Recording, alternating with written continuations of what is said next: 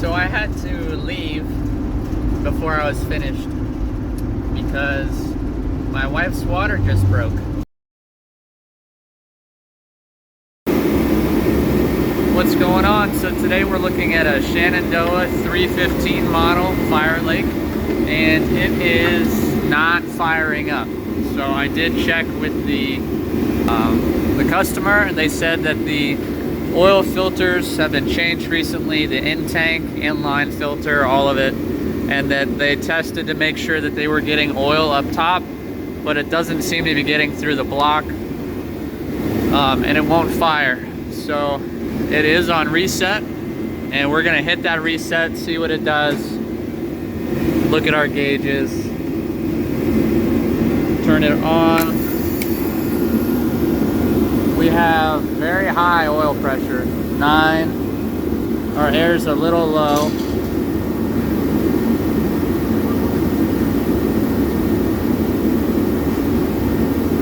We get nothing. If we look inside, no oil. No oil at all. You should see a spray there. And I can actually hear the igniter. So we are pretty sure this slide out just needs to be swapped, and the block is clogged because the oil pressure should not be that high. It should be, when it's clean, brand new, usually it's around 2, maybe 1 or 2, maybe 3, but anything higher than that is too high, and there's resistance in the slide out. Just from buildup of the oil sitting inside and hardening. So I'm gonna disconnect this oil line coming in, the air underneath, and put a new slide out in here. I'll show you while I do that. But I also know it should be replaced, just because the last time they got a slide out was in 2019, which is 4 years ago. Pretty much to the month, and that's quite a while for a slide out to not be taken apart and redone. So we're gonna start with that.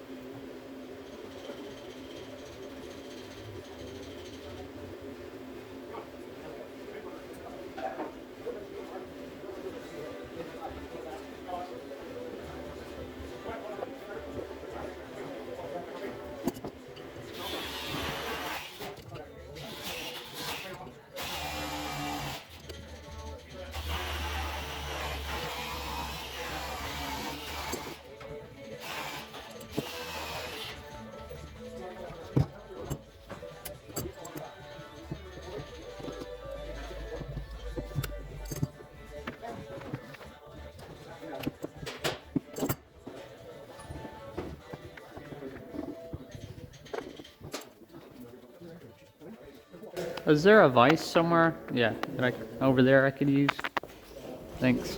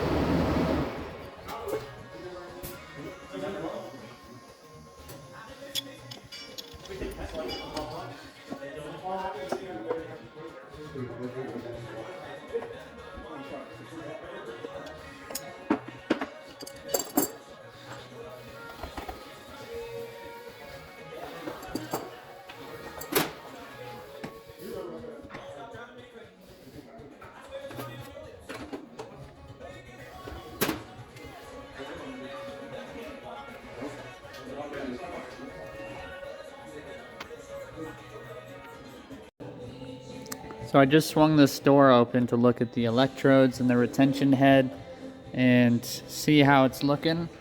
And if you notice, something I didn't notice, but I should have right away, is that it is missing a retention head. There isn't one. And so that is actually probably the biggest problem as to why there would be no flame. You have to have that for the air to distribute and create the inferno. So we're going to put a new retention head on. The electrodes are pretty beat up. We're going to do that as well. And this furnace just needs a full tune-up and to be cleaned up here. So I had to leave before I was finished because my wife's water just broke. So I left the slide out ready to go in, and the electrodes and retention head there with our customer. He knows how to put it back together from there, and that should fix the problem. But typically when your oil pressure is as high as it was at about 9, your slide out is clogged and it needs to be either cleaned or swapped out. They are expensive, so cleaning it really is the best option. We do have a video on how to do that, but yeah, wasn't quite expecting that, so here we go. So we're here with the Firelake. Our one technician had a baby, had a baby coming, had to run from it, so we're back to finish. We've got some oil here, but anyway, we changed the electrodes and didn't film that. And then we were having it turn off after it would run for about 30-45 seconds. So we changed here the CAD assembly wires and the CAD cell eye. We're gonna see if that fixes it. If not, we'll probably be looking at a bad primary. So we'll see this thing fire up and see if it wants to run for forever. Here we go, we got it back together. We're gonna light them up. They like to smoke and go crazy on startup and then they smooth out. So here we go.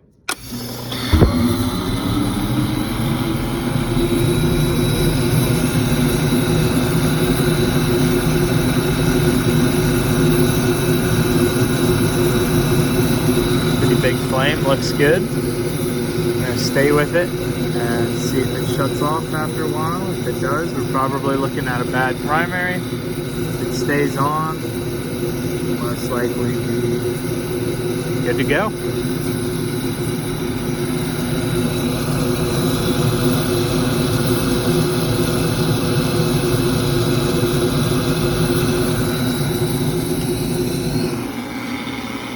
It shut off, so I'm definitely thinking we're looking at probably a bad primary, as weird as that is. Usually it's the CAD cell, but probably a bad primary. So we'll throw that on quick. So we're back. This is the old primary. You'll see this all over the place with residential. This is waste oil. It will work, but the insides of it actually shake loose. So we use this one. You can see the model number there. It's made by Carlin. Model 42230 oil primary control.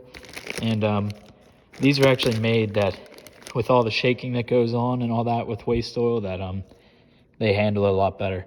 So we'll show you quick how to take that off, replace it, and it should be good to go.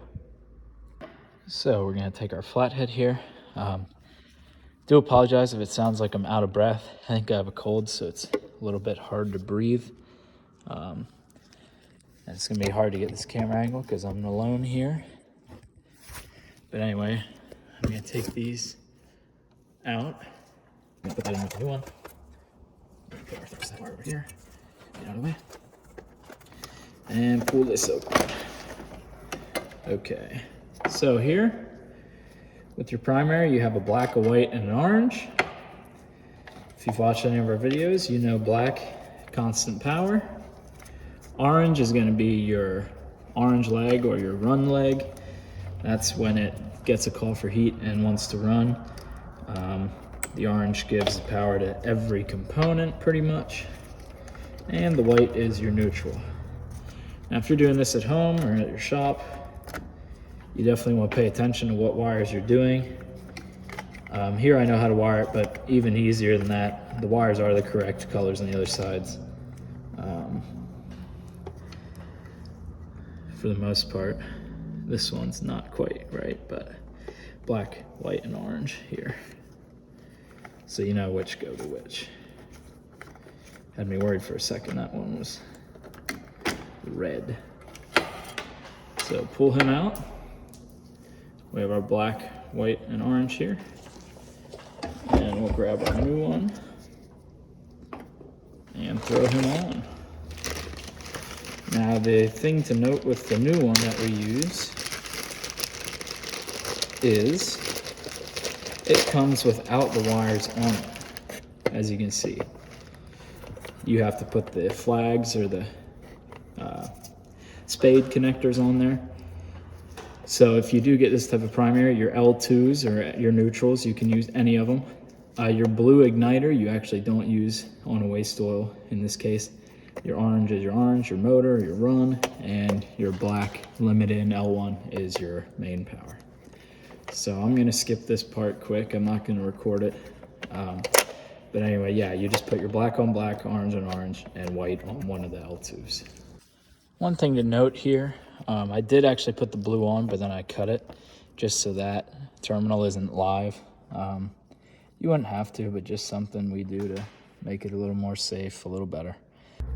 So there we got orange to orange, white to white, black to black. I did have to cut these, and 2 of them needed to be replaced. The wire ties needed to be replaced, the wire nuts. So, yep, now we'll flip him over and get to the top. So once again, I apologize. This is going to be really hard to film. But anyway, what we're going to do is we're going to put our thermostat wires to TT and our CAD sub wires to FF. And if you see on this one, most of them have a hole in the bottom. This one has the CAD come out through this front little hole, if you would get this same primary. All right, we'll wire it up. So we reconnected our power. Lights are on. Everything ready to go. So here we are, folks. This has been running for well over 10 minutes. Nice flame, beautiful flame. Now this, I've never seen a flame sensor do this where it blinks. It's working great. I just never seen it before, but it has not turned off. So be aware of that. That may happen. I can't say I've seen it before. Usually it's solid green, but see something new every day. It's a brand new CAD cell and a brand new primary, so I can't imagine. So the service call is done. My phone ran out of storage mid-service call, so I had to delete some videos, but I finished the service call first, just so the customer would be happy. But overall, it took a retention head, because it didn't have one. It took electrodes, because they were totally worn down. It took a slide out, because it was clogged. It had a bad primary and a bad CAD cell. So yeah, it took a lot of work, and it needed every single part of it. So residential, if someone comes to your house and replaces that many parts, there's a great chance they're scamming you. But anyone who has a waste oil burner knows sometimes it really needs that much work. So yeah, if you change one part, don't think you changed the wrong part. You might need to change more. And this gentleman understands that. He works on it himself a lot, and so he knew that that's what it took, and we got him all good. He's burning nicely, now he's warm. So thanks for watching, and we'll see you in the next one.